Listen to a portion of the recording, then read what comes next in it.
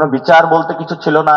রাষ্ট্রের যে ইন্ডিপেন্ডেন্ট যে বডিগুলো থাকার কথা, প্রত্যেকটা বডিকে হলো দোষে দেওয়া হয়েছে। স্বাস্থ্য ব্যবস্থা হলো আপনার পকেটে যদি টাকা থাকে আপনি ল্যাবে যাইতে পারবেন, আর ইউনিভার্সিটির স্টুডেন্ট হলে সর্বোচ্চ হলো মেডিকেল সেন্টারে যাইতে পারবে, দুইটা নাপা ট্যাবলেট ধরাইয়া দিবে। সর্বোচ্চ জেলে ঢাকা মেডিকেলে যাইতে পারবে এবং প্রথমে ঢোকার সময় হলো ওইখানে হলো ওয়াশরুম দেখলে বমি আসে। স্কুল কলেজ থেকে বাচ্চাদেরকে ধরে নিয়ে জেলের মধ্যে রিমান্ডে দেওয়া হয়েছে।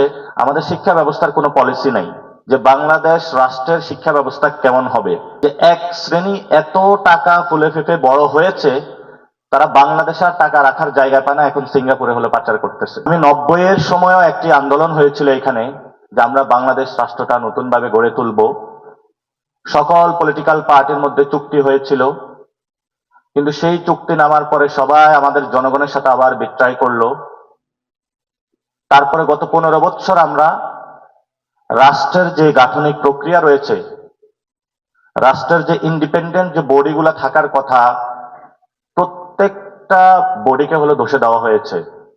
আমি একটা একটা করে আসি। স্বাস্থ্য ব্যবস্থা স্বাস্থ্য ব্যবস্থা হলো আপনার পকেটে যদি টাকা থাকে আপনি ল্যাবে যাইতে পারবেন, আর ইউনিভার্সিটির স্টুডেন্ট হলে সর্বোচ্চ হলো মেডিকেল সেন্টারে যাইতে পারবে, দুইটা নাপা ট্যাবলেট ধরাইয়া দিবে। সর্বোচ্চ জেলে ঢাকা মেডিকেলে যাইতে পারবে এবং প্রথমে ঢোকার সময় হলো ওইখানে হলো ওয়াশরুম দেখলে বমি আসে। তো স্বাস্থ্যর যে পলিসি বাংলাদেশে এই পর্যন্ত গাঠনিক প্রক্রিয়ায় আমাদের স্বাস্থ্য ব্যবস্থার কোনো পলিসি আসে নাই। শিক্ষা ব্যবস্থায় যদি আমরা যাই, শিক্ষা ব্যবস্থা হলো কয়েক ধারা করে রাখা হয়েছে।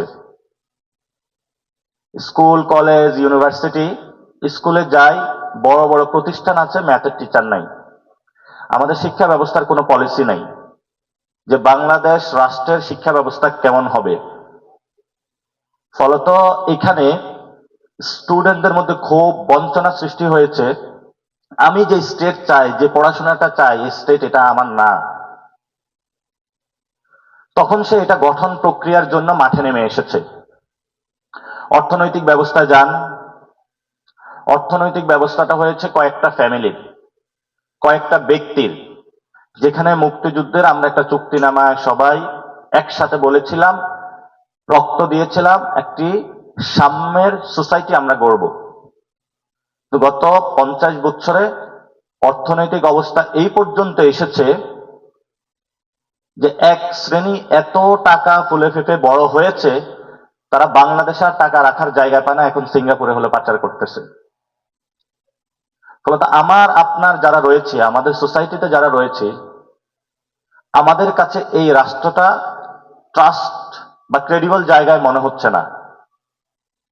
এবার যদি রাজনৈতিক সংগঠনগুলোতে আসি, যে আমরা যখন কোথাও রাজনীতি করতে চাই, আমাদের যেই সংগঠনকে আমরা দেখতে চাই, ওয়াও দ্যাটস মাই অর্গানাইজেশন, আমি এটাতে ফিল করি, কানেক্ট করি, এটাতে করতে চাই, এমন ধরনের কোন পলিটিক্যাল অর্গানাইজেশন আসলো না, শিক্ষা ব্যবস্থা আসলো না, অর্থনৈতিক ব্যবস্থা আসলো না। এবং গত 15 বছরে জুডিশিয়ারিকে ব্যবহার করা হয়েছে, ন্যায় বিচারের জন্য যাওয়া হয়েছে, স্কুল কলেজ থেকে বাচ্চাদেরকে ধরে নিয়ে জেলের মধ্যে রিমান্ডে দেওয়া হয়েছে। মা কান্না করতে করতে উকিলের কাছে গিয়েছেন, বলেছেন আমার ছেলের মুক্তি প্রয়োজন। কোর্ট রায় দিয়েছে মুক্তি দেওয়া যাবে না, উপর থেকে হুকুম আছে কাউকে মুক্তি দেওয়া যাবে না। কোনো বিচার বলতে কিছু ছিল না।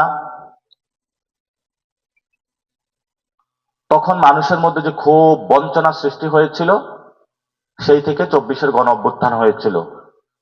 এবং এই যে গণ অভ্যুত্থানে কৃষক, কুলি, মজুর, ব্যবসায়ী থেকে শুরু করে সবাই, ছাত্র, শ্রমিক, জনতা সবাই অংশগ্রহণ করেছিল। সবার মধ্যে একটা আকাঙ্ক্ষা ছিল, যেই রাষ্ট্র আমি চিন্তা করি এই রাষ্ট্র এটা না, এটা যদি আমি ভেঙে দিতে পারি তাহলে আমি নতুন করে একটা রাষ্ট্র গড়তে পারবো, যে রাষ্ট্রতে আমার শিক্ষা ব্যবস্থা থাকবে, আমার স্বাস্থ্য ব্যবস্থা থাকবে, আমার অর্থনৈতিক ব্যবস্থা থাকবে, সকল ব্যবস্থার মধ্য দিয়ে এমন একটা জায়গা থাকবে যেটাতে আমার মানবিক মর্যাদা নিয়ে ইনসাফের একটি সোসাইটিতে আমি বসবাস করতে পারবো। সবাই আন্দোলনে নেমে আসলো। যারা এই সিস্টেমগুলোকে ধ্বংস করে দিয়েছে সেই মানুষগুলোর বিরুদ্ধে লড়ে গেল, গণ অভ্যুত্থানের পরে এই মানুষগুলো আবার প্রতারণার শিকার হলো।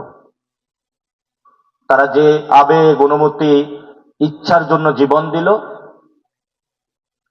যে সবজি বিক্রেতা নিজের সবজি দোকান রেখে হলো এই গণ আন্দোলনে নেমে এসেছিল, গণ অভ্যুত্থানে বিপ্লবে নেমে এসেছিল, যে মা তার বাচ্চাকে বাসা রেখে নেমে এসেছিল, তার মধ্যে তো একটা আকাঙ্ক্ষা ছিল বাংলাদেশ রাষ্ট্রটা আমি এভাবে গঠন করতে চাই।